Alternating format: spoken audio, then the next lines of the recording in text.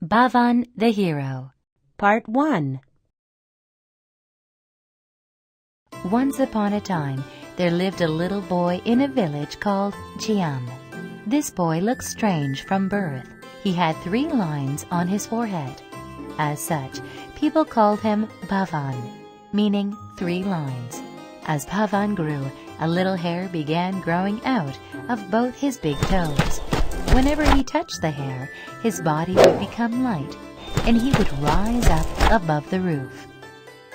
Vanh took care of some water buffalo for several families.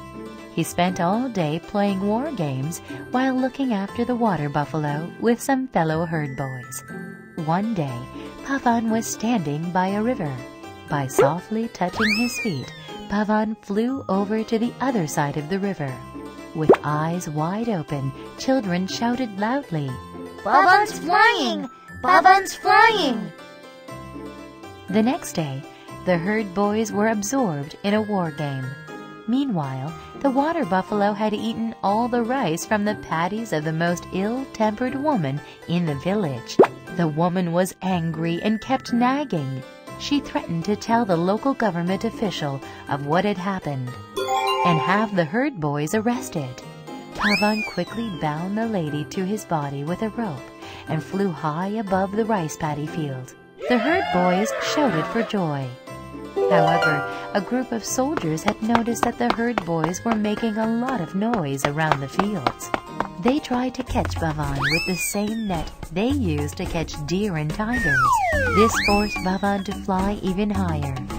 When Vanh flew to the top of a bamboo tree, arrows rained down on him like rain. Vanh stayed safe by flying higher, though. Still, Vanh could not return to the village after that incident. Rumors spread that Vanh was excellent at martial arts and could even perform a mysterious form of magic. Now, as it happened, greedy officials did many bad things back then, and people's discontent with these officials and sense of being victimized rose like a flame. Many people went to Vanh and asked him to punish these disgraceful officials. Thousands of soldiers gathered around Vanh and formed an army. To be continued in Part 2.